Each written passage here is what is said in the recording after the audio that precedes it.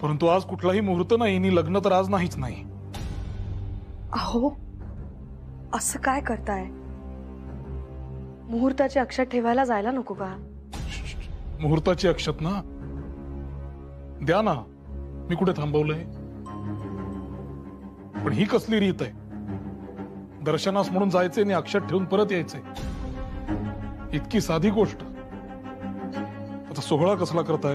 अहो पण मी तुझे या बाबतीत काहीही ऐकायचो नाही.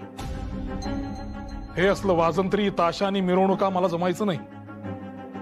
ठरलं म्हणजे ठरलं, चर्चा नको. घरातलं पहिलं कार्य आहे, सगळं काही रीतीला धरून व्हायला नको? माफ करा, मी लहान तोंडी मोठा घास घेत असेल कदाचित, परंतु या ग्रामण्याच्या काळात जरी तुम्ही उभयत आणि अक्षता दिलीत तरी त्याचा गाजा वाजा झाल्याशिवाय राहणार नाही. पण मग आता काय करावं म्हणताय? यावर मार्ग म्हणजे तुम्ही तुमच्या मूळस्थानी कोकणात जाऊन अक्षत करू शकता. नाही, अजिबात नाही. म्हणजे या रिकाम टेकड्या पुणेकरांना घाबरून मी कोकणात जावं असं म्हणणं आहे का आपलं? जमायचं नाही. इतकंच असेल तर स्वतःच्या घरातल्या देव्हाऱ्यात मी अक्षत ठेवीन. का पण? का आपण सगळं असं चोरट्यासारखं करायचंय घरातल्या घरात? मामनजींचं श्राद्ध आपण चटावर उरकलं, मी काही बोलले का? नाही ना. मग आता लेकीचं कार्य सुद्धा असंच उरकून घेऊ म्हणताय? हे कसे करा बुवा? निमूटपणे गणपतीच्या मंदिरात अक्षत ठेवायला जा. तिथे कुणी काही हटकलं तर मी जवळच आनंदोद्भव थिएटरात बसलेला असेन सभेत. मला येऊन सांगा कोणाची काय हरकत आहे, मी पाहतो. चला येतो मी. थांबा गुरुजी, मला विचारायचंय काही.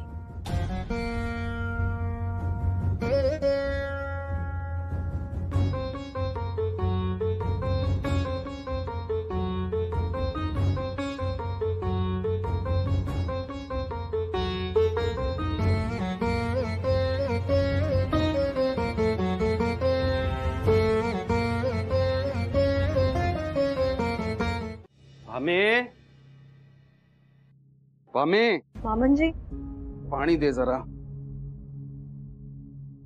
घ्या. जेवढी जमतील तेवढी आमंत्रण करून झाली आहेत, तर किती लोक येतात बघू. कसं करायचं हो मामनजी? तुम्हीच सांगा. आपल्या घरातलं हे पहिलं कार्य, 4 माणसं देखील आली नाहीत तर कसं व्हायचं? तेच आहे खरा. बाळ नाही म्हणतो का प्रायश्चित्ताला? तू त्याला समजावून सांगितलंस का मी बोलू? हो.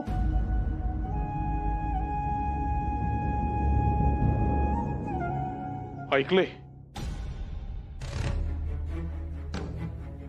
मुळात या विषयावर मला कोणी काही समजावणे लागतच नाही. प्रायश्चित्त घ्यायचं की नाही हा सर्वस्वी माझा प्रश्न आहे, मला ते कळतंय. बरं, आणि प्रायश्चित्त घ्यायचे झालेच तर ते मी कुठल्याही रीतीने कुठेही आणि कसेही घेईन. बाळ बघितलं? आम्ही आणखी एक समस्या उद्भवली, ती आली का तुझ्या ध्यानात? आता कसली समस्या? सतत एक समस्या दूर होतीये तर नवीन उद्भवतेच आहे. माझे तर आता बाई अगदी हातपाय गळायची वेळ आली. काय झालं? अगं बाकी सगळं करता येईल. अगदी उपाध्याय आला नाही ना तर पोथी घेऊन मी स्वतः बसेन तिथे मंत्र म्हणायला. पण आता घरात कार्य काढलंय, 4 लोक येतील, त्यांच्या स्वयंपाकाचं कोणी करायचं? ब्राह्मण आचारी आणायचे कुठून? अगो बाई, हे तर ध्यानातच आलं नाही माझ्या. आता हो मामनजी, म्हणजे मी आता मुंजीत बसू, ती तयारी करू का स्वयंपाक करू? आणि इतक्या माणसांचा स्वयंपाक व्हायचा तरी कसा माझ्या एकटीच्याने? कमीत कमी 4 हात तरी लागतील मदतीला. कसं व्हायचं? करूया करूया करू काहीतरी.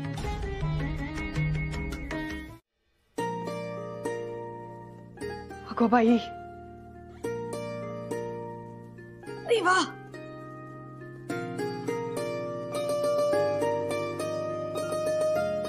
विश्वनाथ, ए विश्वनाथ, दिनू दादा आला का रे बाजारातून? ओटीचे खण आणायला पाठवलं होतं ना त्याला. अरे ऐकू जातंय का? मला कुणीतरी हे पातेलं चुलीवरून उतरवायला मदत करा भाऊ.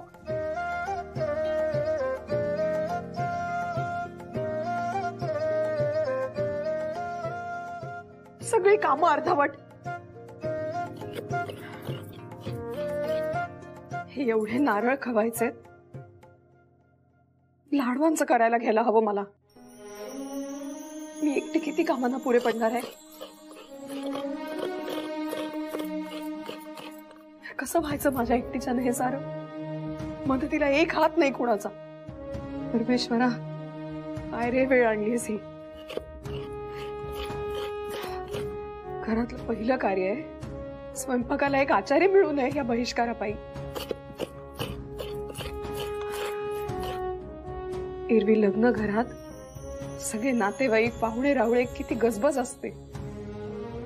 हा हा म्हणता 10 हातांनी 100 कामं उरकली जातात. ते माझ्या एकटीच्याने 100 कामं कशी व्हायची आता?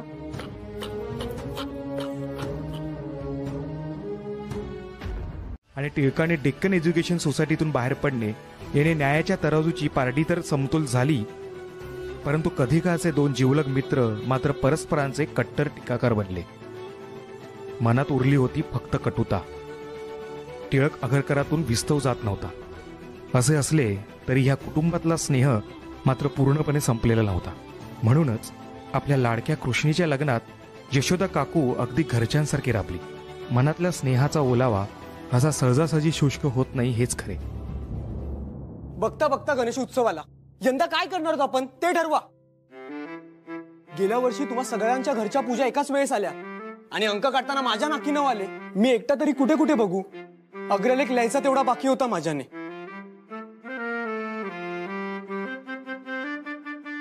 त्यात आता आगरकर गुरुजी नाहीत ना.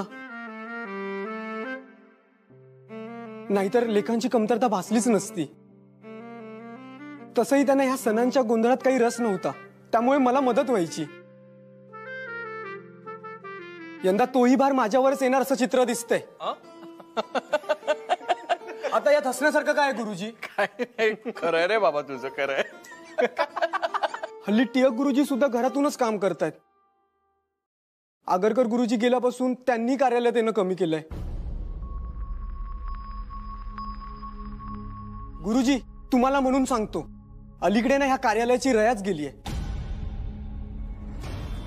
मी म्हणून सगळं धकवून नेतो.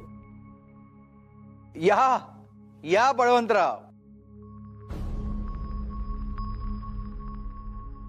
बघा हा काय म्हणतोय. गुरुजी, तुम्ही अहो तुम्ही कधी आलात? अहो नाही, म्हणजे मला तसं म्हणायचं नव्हतं.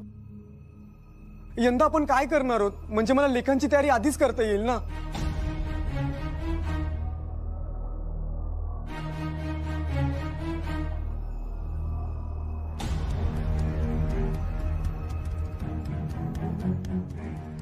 अगदी बरोबर बोलतोयस दीनानाथ.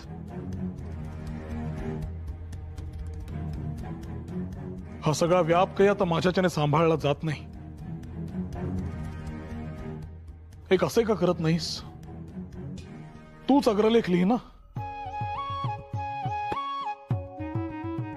मी? अहो काही काय बोलताय गुरुजी? अहो मी कसं लिहू? नाही नाही, मी खरंच म्हणतोय. जमेल तुला, कर प्रयत्न, हळूहळू येईल. बरं का मंडळी, आजपासून अग्रलेखांची जबाबदारी दीनानाथ बुवांची. मी सुटलो.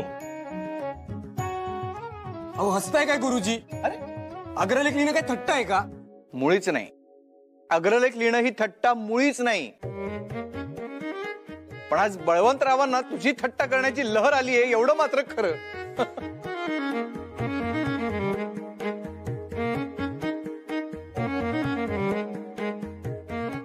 जा कामाला जा. पण दीनानाथ, पण एक गोष्ट मात्र खरी बोललास तू. पोकळी जाणवणं म्हणतात ते हेच असावं बहुधा.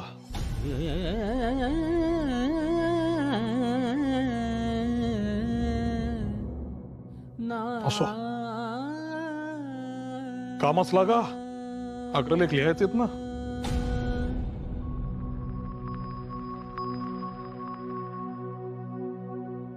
एवढा वाघ मागे लागल्यासारखा कशाला धावत आलायस? ते बाहेर काय? अरे बोल ना नीट, काय बाहेर? सगळीकडे पोलीस आहेत. आपल्या गल्लीत, तिकडे बाहेर चौकात. मी आणि दिनू दादा बाजारातून येत होतो तेव्हा बघितलं आम्ही. पोलीस? काय रे, काय झालंय? आज ते नागोबाची मिरवणूक निघते ना. मिरवणुकीत वाजवल्या जाणाऱ्या वाद्यांविषयी तक्रार करून मुसलमान लोक दंगा करतायत की काय, या भीतीने पुण्याच्या अधिकाऱ्यांनी कडेकोट बंदोबस्त ठेवलाय. मिरवणुकीच्या रस्त्यावर 150 हत्यारबंद पोलीस आणि नंग्या तरवारीचे घोडेस्वार. आणि हे सगळं कमी की काय, म्हणून 4थ्या बॉम्बे रायफलची पलटणी सज्ज आहे. अगो बाई, एवढे पोलीस? होय. कलेक्टर मिस्टर चार्ल्स आणि पोलीस सुपरिटेंडंट मॅकफर्सन हे सगळे अधिकारी स्वतः थांबणार आहेत. काय सांगतोस? हे कठीणच म्हणायचं. हे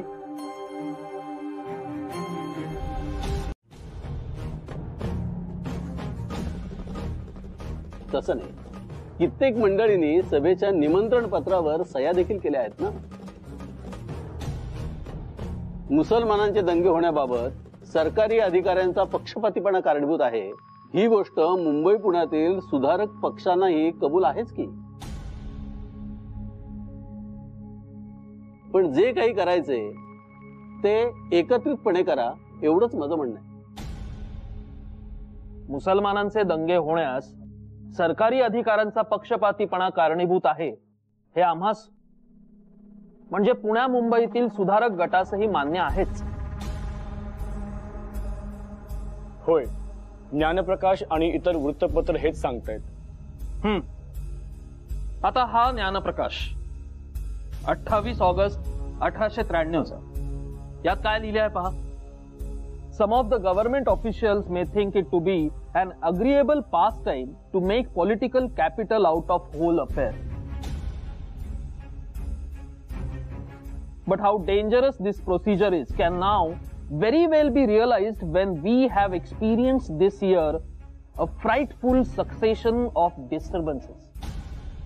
The outcry of undue encouragement of one class against another, and dealing leniently with the one and harshly with the other,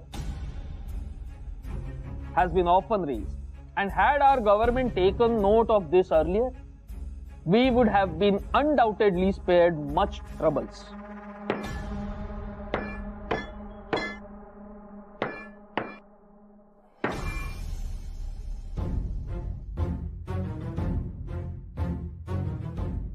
हे असे नुसते लिहून काय हाती लागणार आहे?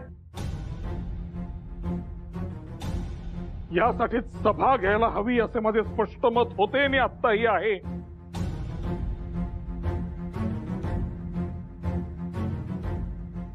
हिंदू लोकांबद्दल मन कलुषित करण्याचा प्रकार देशभर चाललेला आहे हे आम्हाला कळत नाही असे नाही.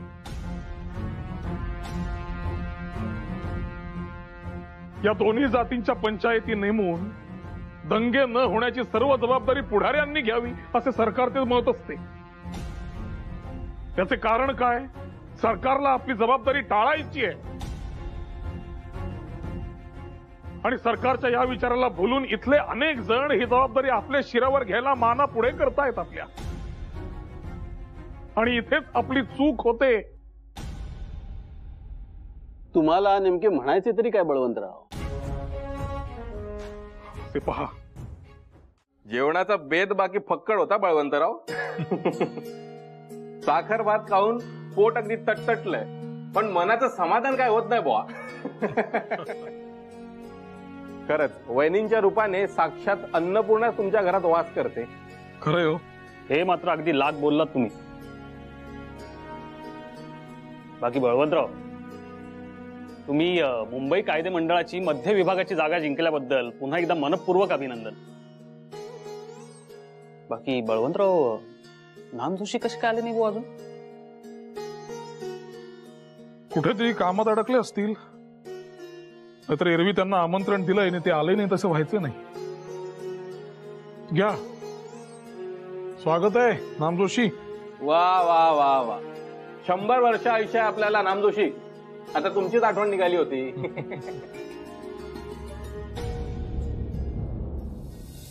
चला मग बळवंतराव, येतो आम्ही.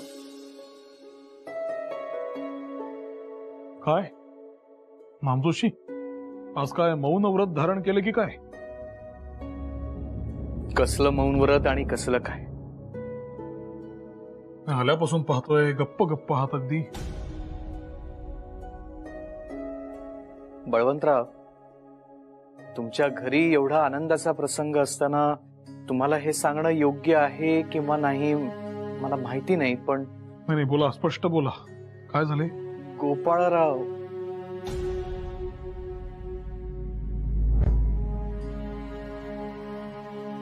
त्यांचे काय? गोपाळरावांचं दुखणं त्यांच्या जीवावर बेतू शकतं असं डॉक्टर गद्रेंनी कळवलेलं आहे. बळवंतराव, त्यांची तब्येत इतकी ढासळलेली आहे की गेल्या काही दिवसांपासून सुधारकात लिहिणं देखील त्यांनी थांबवलेलं आहे. कुठल्या वैद्यांचे औषध चालू आहे? डॉक्टर विश्राम घोलेंचं. त्यांची औषधं सुरू आहेत. डॉक्टर गद्रेंनी त्यांना मिरजला जाऊन राहायला सांगितलेलं आहे. त्यांच्या सल्ल्यानुसार ते तिथं जातील. बळवंतराव, त्यांच्या अंगावर सूज यायला लागलेली आहे आणि अशक्तपणा देखील वाढलेला आहे. कुठल्याही औषधाचा गुण त्यांना लागू पडत नाही. या सगळ्या गोष्टी तुमच्या कानावर असाव्यात म्हणून तुम्हाला सांगितलं.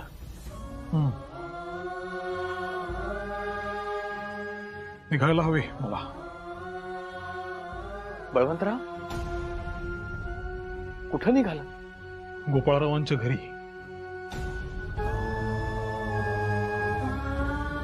माझ्या जाण्याचा आणि तुझ्या अलवणात राहण्याचा काही एक संबंध नाहीये, आणि हे मी सांगतोय तुला. त्यामुळे उद्या तुझ्यावर वेळ आली की त्यांना निक्षून सांगायचं धैर्य ठेव. यशोदा, तुला ठेवावं लागेल. बरं बाई, देते वचन, राहीन धैर्यानं. पण का असं बोलताय? जिवंतपणी विधवेच.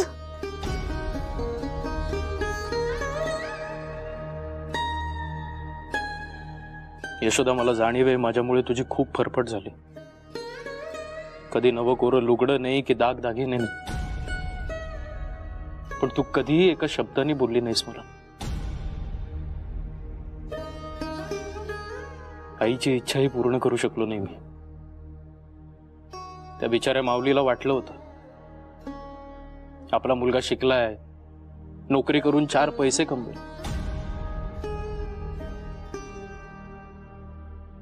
आपल्या मुलांच्या बाबतीतही हीच गत. त्यांचा बाप म्हणून त्यांच्यासाठी काही ठेवलं नाहीये मी मागे. हो बास, वास आता हे असं सगळं बोलणं. आणि मला कुठे होती दागदागिन्यांची हौस? वयामुळे आलेलं ते अल्लड पण होतं इतकंच. आणि असं का बोलता हो? तुम्ही काही मागे ठेवलं नाही. आपलं हक्काचं घर आहे. तुम्ही आहात ना माझ्यासाठी. मग मला अजून काही नको बाई. आणि 4 दिवस टिकणाऱ्या या पातळामध्ये सुख असतं असं कोण बोललं?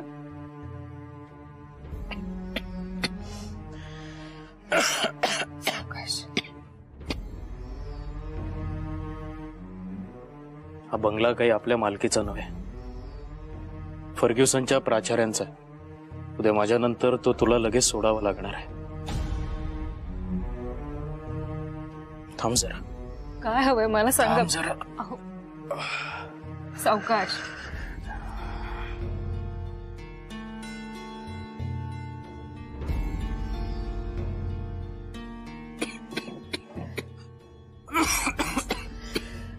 सावकाश इथे बसा बरं.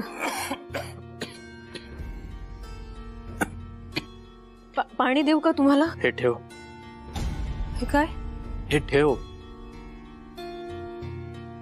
माझ्यासाठी एखादा नवा दागिना केला की काय?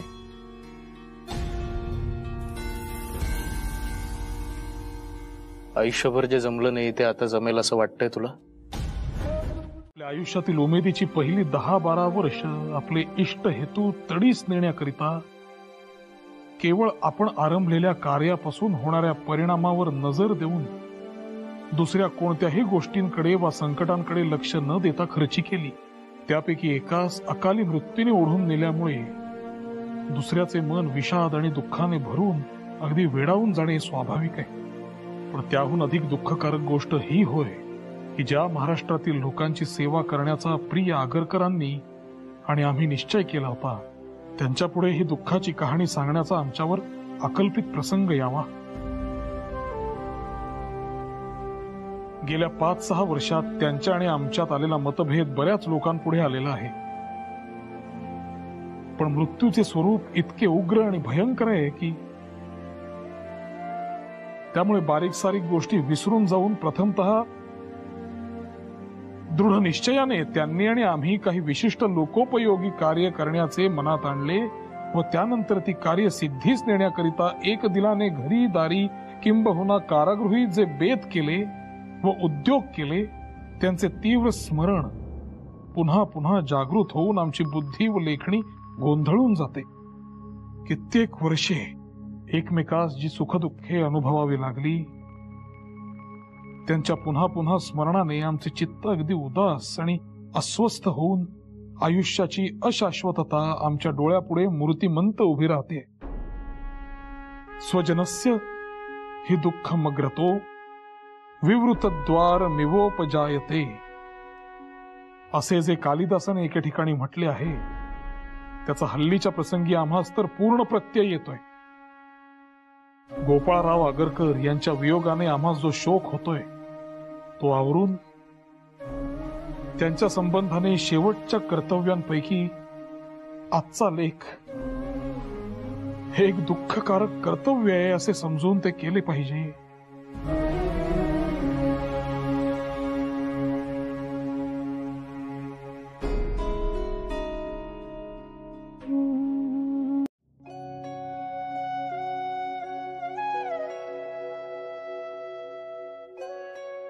लग्न झालं आणि अगदी पोक्त बाईसारखी शहाणी झालीस हो कृष्णे.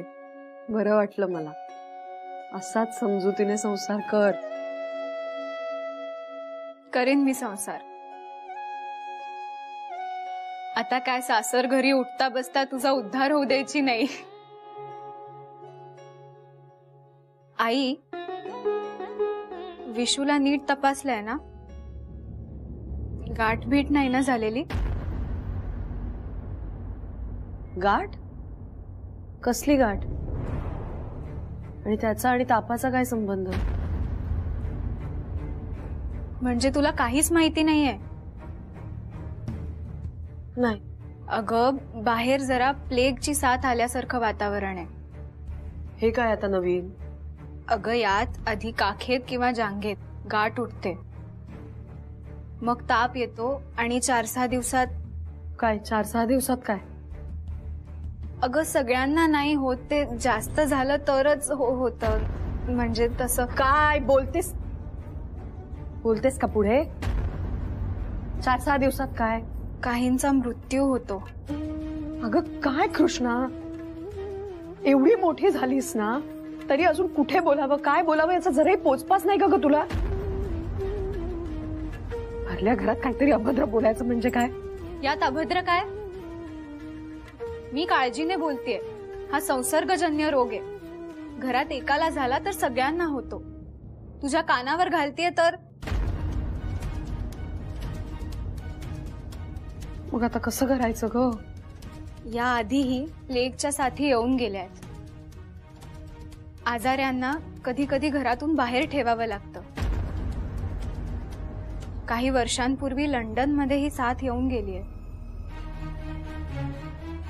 वा, लग्नानंतर माझी ताई हुशार झाली आहे. बरं वाटतंय का थोडं? हुशार तर काय आहातच तुम्ही सगळी, दादांवरच गेलायत तुमच्या. आणि या बयाबाई काय, वेळ मिळाला आणि कुणी काही बोललं नाही तर सबंध दिवस नुसतं पुस्तक वाचत बसतील. जा बाई, तू नेहमी मलाच टोचून बोल. आता एवढं वाचतीये म्हणून बाहेरच्या जगात काय चाललंय ते कळतंय. नुसतं घरात बसून थोडी हे कळणार आहे. बर, काय चाललंय बाहेरच्या जगात? प्लेगचं तर आहेच, पण यावेळी जरा दुष्काळाचं पण आहे. थोडी काळजी घेतली पाहिजे, इतकंच माझं म्हणणं आहे.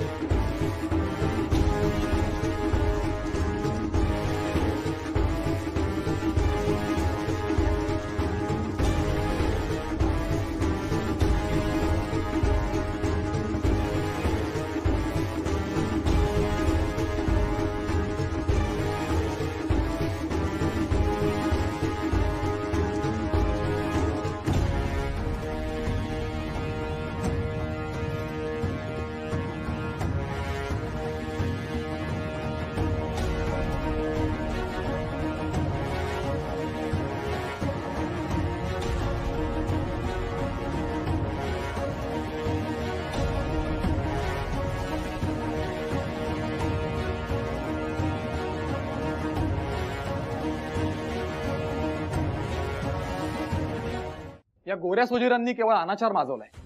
सबंधच्या सबंध कुटुंब या रोगाने ग्रस्त झाल्यामुळे मृतदेह स्मशानापर्यंत नेलाही कोणी नाही, आणि नेलाच तर भडागणी द्यायला एकही नातेवाईक उरला नाही, अशी भयानक अवस्था आहे.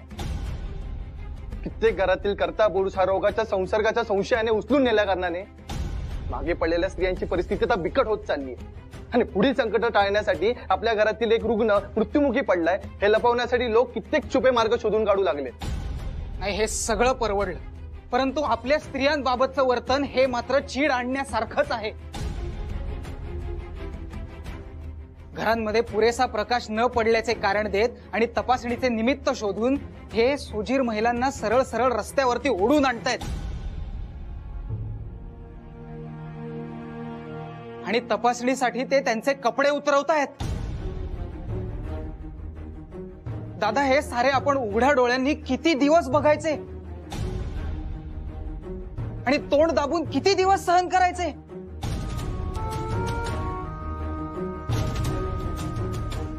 दोन स्त्रियांचा विनयभंग करण्यात आला, त्यातल्या एकीनं असं लांछनास्पद जीवन जगण्यापेक्षा मारुतीच्या पारावर आत्महत्या केल्याचं कळलंय. थांबा थांबा,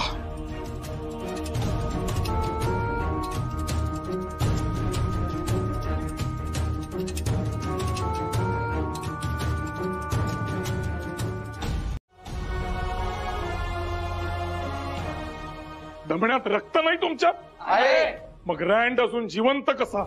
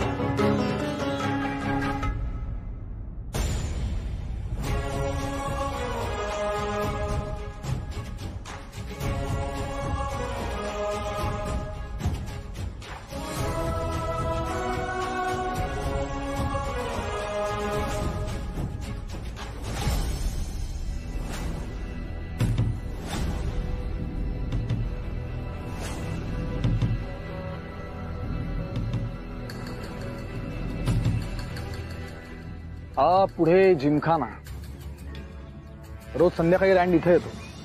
हाच त्याचा येण्या जाण्याचा रस्ता आहे. नीट बघून ठेवा,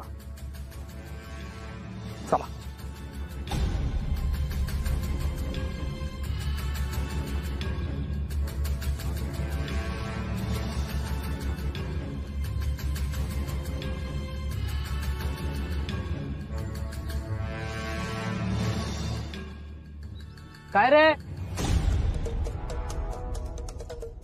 इथं काय करताय?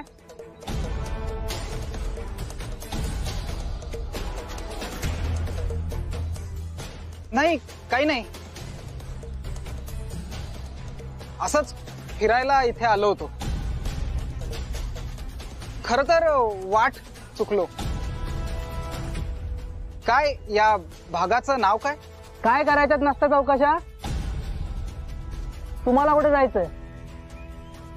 अहो ते तुळशीबागेतलं मंदिर आहे ना, तिथं जायचं होतं. कुठून जायचं? इकडनंच ना? अहो तुळशीबाग कुठं, हे कुठं? चला पळा, मागे फिरायचं आणि पुढल्या चौकात कोणालाही विचारा, तुळशीबागेकडे जायचा रस्ता. असं असं अहो नवीन होत ना आम्ही, माहिती नव्हतं आम्हाला. धन्यवाद. या.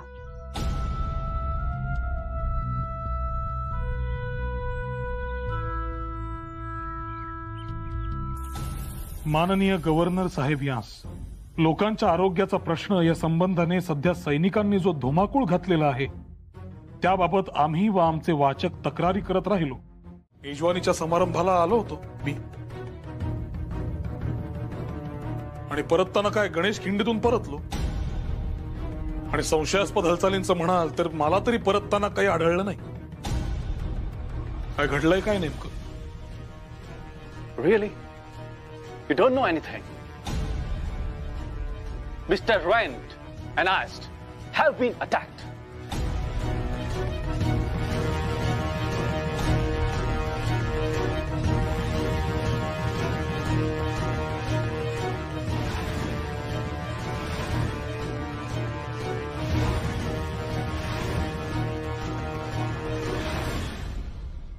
Ast was shot dead, and Rand was taken to Sassoon Hospital. A bullet has passed through his left lung, and he is severely injured. अहो सांगा ना मला, काहीतरी नेमकं काय म्हणतोय? थांब जरा भामी. अद्याप जिवंत आहेत ना रँड साहेब?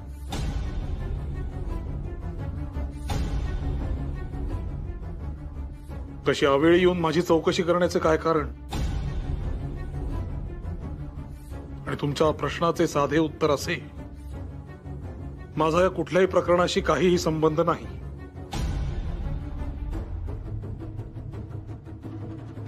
निघा तुम्ही आता.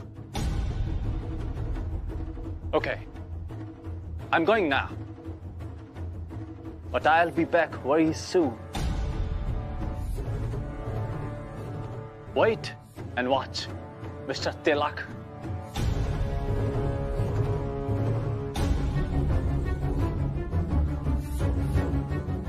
अहो काय झालं नक्की, आता तरी सांगताय का मला? आम्ही घाबरण्याचं काहीही कारण नाही. तू शांत हो जरा. झालं इतकंच, तो रँड साहेब आहे ना, वॉल्टर रँड,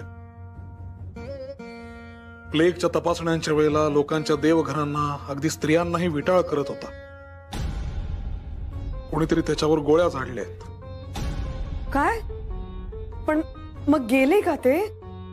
आहे, ससूनला नेलाय त्याला, पण तो प्रकृती गंभीर आहे. पण कोणी झाडल्या गोळ्या, कधी आणि कशा? व्हिक्टोरिया राणीच्या सन्मानार्थ जो मेजवानीचा समारंभ आयोजित केला होता, जिथे मी गेलो होतो, तिथल्या बंगल्याच्या बाहेर रँड साहेब बग्गीत बसला. त्याच्या मागच्या बग्गीत आयस्ट देखील बसला. बग्गी जसजशी पुढे जाऊ लागली असे काही कळण्याच्या आतच रँड बग्गीत By any violence and stupidity of anyone, if someone amongst you is backstabbing us, committing treasons and plotting murders, and unable to control yourself, and the government will inevitably be forced to take strict action against you and bring the things under control.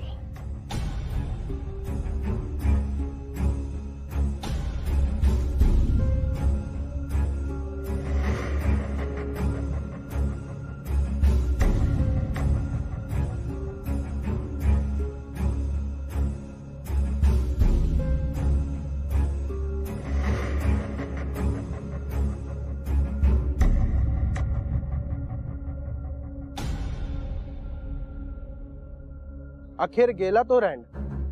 राक्षसच होता, माणसाच्या नावावर काळीमा होता. बरे झाले गेला. पापाचा घडा कधीतरी भरणारच होता. याने तर असा क्रूर खेळ मांडलेला की अल्पावधीत घडा भरणार होता यात काही शंकाच नव्हती. पुणेकर ब्राह्मणांनी दोघा इंग्रज अधिकाऱ्यांना ठार केले अशा तऱ्हेच्या बातम्या अँग्लो इंडियन वृत्तपत्रातून आणि इंग्लंड मधल्या वृत्तपत्रातून झळकल्यात म्हणे. अहो, घटनाच अशी घडली होती की सर्व वृत्तपत्रात येणारच होती ती. रँडला संपवणे ही काय साधी सुधी घटना वाटली की काय तुम्हाला? अहो, खुन्याची माहिती देणाऱ्यांना 20,000 रुपयाचं कशकशीत बक्षीस लावण्यात आलंय. अहो, रँडचा खात्मा झाला हे तरी बरे घडले असले तरी पुण्यात या निमित्ताने प्रचंड प्रमाणात इंग्रजांचा फौजफाटा जमा होतोय. हे काही बरे लक्षण नाही. आता कोणाचेच काही खरं नाहीये. कोणाचा हात असेल यात? तुम्हाला काय वाटते? अहो, पोलीस ते शोधून काढतीलच, पण पुण्याला एखाद्या लष्करी छावणीचे स्वरूप यावे तसे हे झाले. एक जण कोणीतरी असा वेडेपणा करतं आणि मग सगळ्यांनाच भोगावं लागतं. आपण याच वेडेपणा म्हणता? अहो, हे राष्ट्रकार्य झाले. तुमच्या माझ्यात हिंमत नव्हती. आपण निमूटपणे हा छळ सहन करत होतो. डोळ्यात देखत घरच्या स्त्रियांना रस्त्यावर उघडे केलेले पाहत होतो. पण कोणीतरी हिंमत दाखवून सूड घेतला. हे चांगलेच झाले. तर काय? आणि काय हो, रँड जिवंत होता तेव्हा तो मरावा म्हणून जोगेश्वरीला नवस बोलला होतात ना तुम्ही. बरं, माझी अशी अटकळ आहे की सरकार आता सगळ्या बड्या लोकांना अटक करेल बहुतेक. हे प्रकरण असे सहज तर नक्कीच सोडून देणार नाही. इतक्या मोठ्या अधिकाऱ्याचा खून झालाय असे म्हटल्यावर हे सगळे घडणारच. इलाज नाही त्याला. केसरीतले लेख वाचलेत का? बळवंतरावांना अजिबात भय नाही का वाटत असे काहीतरी लिहायला? Why is there so much rage against Rand and Pune? Since General Gatkar has done a remarkable job in Bombay, Mr. Rand was requested to follow the same method in Pune. But it was of no use. These complaints were ignored. मी इथे येण्यापूर्वी तिथे काय घडत होते हे प्रत्यक्षात पाहिले आहे.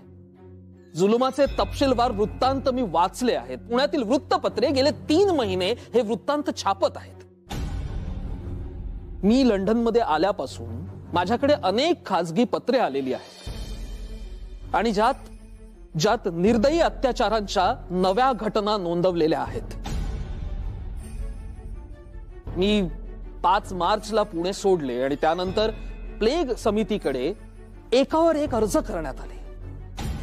समितीच्या नियमांची पायमल्ली होत आहे याकडे लक्ष वेधण्यात आले, परंतु या सगळ्या तक्रारींकडे दुर्लक्ष करण्यात आले. आयुक्त मिस्टर रँड यांच्याकडे भेटीस गेलेल्या प्रतिनिधी मंडळास उद्धट वागणूक मिळाली. Then why did you not take it to the Bombay government? Of course, yes, we did that. परंतु मुंबई सरकारला आवाहन केले असता भारतात ज्याला प्रतिष्ठा म्हणतात तिचा आदर राखण्याच्या अट्टाहासापायी एकदा सुरू केलेले धोरण मागे घेतले गेले नाही. त्यामुळे पुण्यातील तपासणीचे काम हे सैनिकांच्याच हाती ठेवण्यात आले आहे. हिंदुस्थानातील जनतेच्या रीती परंपरांबाबत काहीही माहीत नसणाऱ्या या गोरा सैनिकांनी त्यांचे जगणे हराम करून ठेवले आहे अशी माझी माहिती आहे.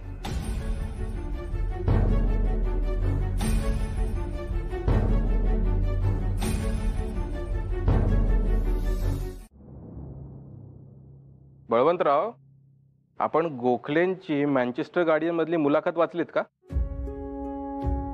वाचली तर चांगली झाली आहे मुलाखत. ब्रिटिश सैनिकांवर त्यांनी चांगलेच गंभीर आरोप केलेत. शिवाय प्लेग समितीच्या कारभारावरही ताशेरे ओढत समितीच्या नियमांची कशी पायमल्ली चालली आहे हे सुद्धा सांगितलेले चांगले झाले. पण लॉर्ड हॅमिल्टन म्हणतायत की गोखलेंनी केलेले हे आरोप द्वेषातून आलेले आहेत. हे पहा, तसे पाहता या आरोपात तथ्य आहे आणि त्या आरोपांच्या समर्थनार्थ पुरावे गोळा करणं सुद्धा शक्य आहे. बळवंतराव, आपल्या मागे लागलेले शुक्ल काष्ट पण इतक्यात टळत नाही असे दिसते. आपण त्यांच्या नजरेखालीच असू. आणि माझ्या कानावरती हे सुद्धा आलंय की पुण्यात गुप्त पोलीस फिरतायत आणि विशेषतः तुमच्यावर लक्ष ठेवून आहेत. हे काही नवीन आहे का आम्हाला? राष्ट्रहिताचे कार्य करणे, अगदी विचार करणे, हे सुद्धा ब्रिटिश सरकाराच्या दुर्बिणीखाली आपणहून जाऊन बसण्यासारखे झाले. त्याला आता काही पर्याय नाही. अगदी विचार करणं सुद्धा व्यर्थ आहे त्यावर. ईश्वर इच्छाबली असी.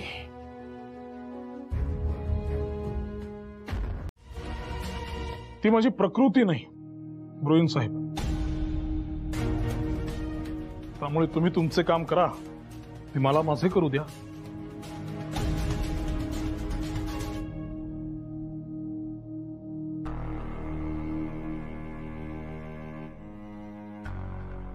All right, Mr. Tilak.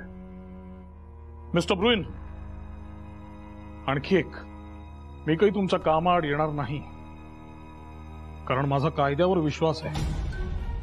आणि या एका घटनेमुळे पुणे शहराच्या नावावर काळीमा फासला गेलाय असं जे तुमचे लॅम्प साहेब म्हणतात, ते देखील मला मान्य नाही. माझे मत निराळे आहे. आणि ते मत काय हे काही मी तुम्हाला सांगायला बांधील नाही.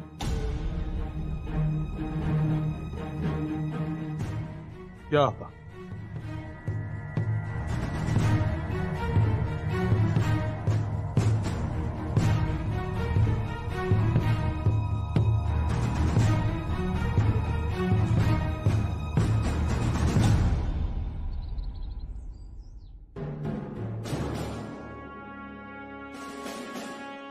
I'm sure that Tilak is not completely involved in this case.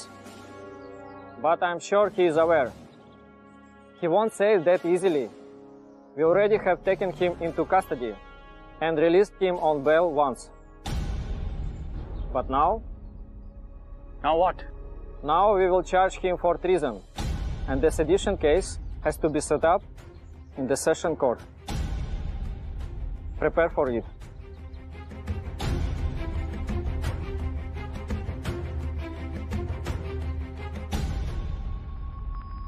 साधे त्रैराशिक मांडून सुटणारे गणित आहे. हा एवढा लांबचा घास कशाच घेतोस? पुन्हा सोडव, त्याशिवाय पुढचे गणित नाही. थांबा, मी बघतो. बघ जा.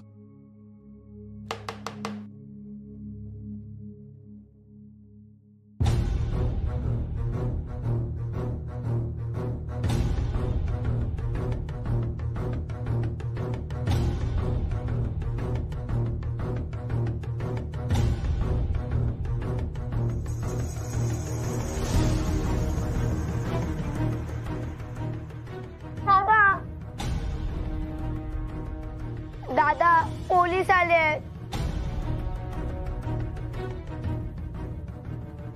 आईकडे जा.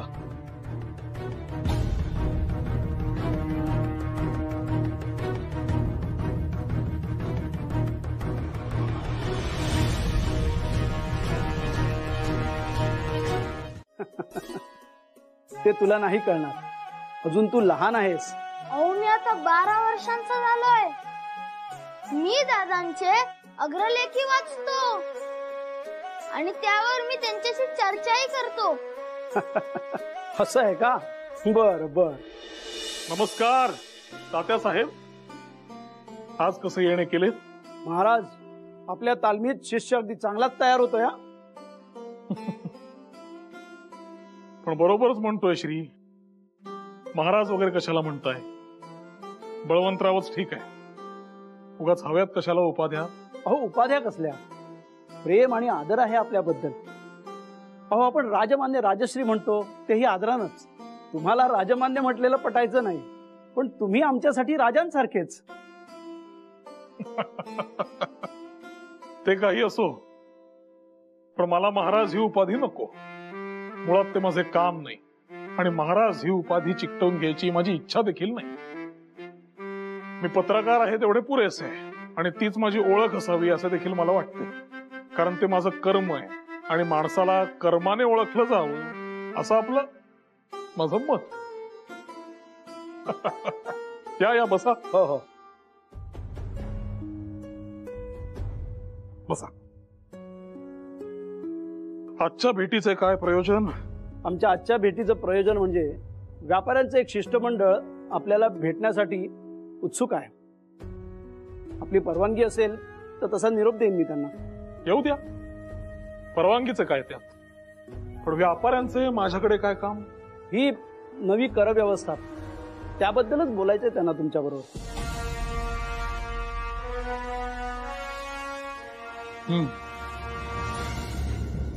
देशात जनहिताची कामं होत आहेत, नाही असे नाही, परंतु त्याचबरोबर अंतस्थ ज्या गोष्टी घडत आहेत, ज्या घटना घडत आहेत, त्या मला खरोखर अस्वस्थ करतात तात्या. या कर्जनचेच सांगायचे तरी लक्षणं मला काही खरी दिसत नाहीत तात्या. अतिशय अहंकारी माणूस आहे आणि या कृत्यावरून त्याच्या सैन्यात त्याच्याच विरुद्ध असंतोष देखील आहे. हिंदुस्थानचा सेनापती म्हणून त्यांनी लॉर्ड किशनरची नेमणूक केली खरी. किशनरने सैन्यात हव्या त्या सुधारणा देखील केल्या. क्वेट्टामध्ये अधिकारी प्रशिक्षण संस्थेचा प्रस्ताव ठेवला. हे सगळे जरी असले तरी या दोघांमध्ये काही विस्तव जात नाही अशीच माहिती आहे. बळवंतराव, आपला व्यासंग बघून नेहमीच आम्हाला थक्क व्हायला होतं. किती विषयांची आणि कुठली कुठली माहिती ठेवता आपण. अहो, कसं आहे, हे आपले राज्यकर्ते, त्यांचा राग लोभ आपल्यावरच निघणार हे जर स्वाभाविक मानले तर त्यांबाबतची इत्यंभूत माहिती आपण ठेवायलाच हवी. पर्याय काय दुसरा? आता हेच बघा ना, वायव्य सरहद्द प्रांतात आपला खर्च वाढू नये आणि किशनरचा तोरा वाढू नये म्हणून तिथल्या टोळीवाल्यांना सैन्य सदृश्य स्वरूप दिलंय. आता याचा अर्थही आपण समजून घ्यायला हवा. उद्या जर यादवी माजू लागली तर याचा फायदा हे परकीय राज्यकर्ते घेणार आणि नुकसान हिंदुस्थानचेच होणार हे निश्चित. म्हणजे सद्यस्थितीत घडत असलेल्या घटनांची सांगड घालत भविष्याचा सावध कानोसा घेत राहणे आपल्याला सातत्याने करत राहावं लागेल, असंच ना?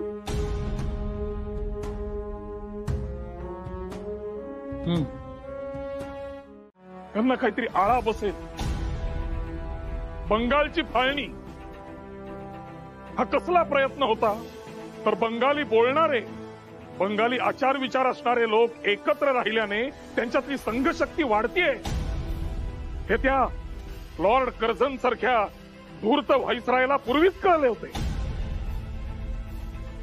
आणि बंगालची फाळणी हा बंगाली लोकांच्यातली संघशक्ती तोडण्याचा डाव आहे असे माझे स्पष्ट मत आहे. या इंग्रजांचे नाक दाबायचे असेल तर राष्ट्रीय बहिष्कार हा उपाय आहेच, परंतु तो फक्त शब्दात आणून चालायचा नाही, कृतीत आणायला हवा. आणि त्यासाठी तुमच्यासारखी तरुण मंडळी प्रयत्नशील असायला हवी. तरच ते देशहिताच्या चळवळीतले एक महत्वाचे पाऊल ठरेल, स्वातंत्र्याच्या दिशेने पहिले पाऊल ठरेल. आणि याचेच मार्गदर्शन म्हणून मी एक चतुसूत्री आता तुमच्या समोर मांडणार आहे. स्वराज्य, स्वदेशी, बहिष्कार, राष्ट्रीय शिक्षण. लोकमान्य बाळ गंगाधर टिळकांचा, लोकमान्य बाळ गंगाधर टिळकांचा, लोकमान्य बाळ गंगाधर टिळकांचा, लोकमान्य बाळ गंगाधर टिळकांचा, लोकमान्य बाळ गंगाधर टिळकांचा. बंगालमधील लोकांनी हुगळी नदीत शुचिभृत होऊन रस्त्यावर एकत्र येऊन शपथ घेतली की इथून पुढे मँचेस्टरचे कापड आणि लिव्हरपूलचे मीठ वापरायचे नाही.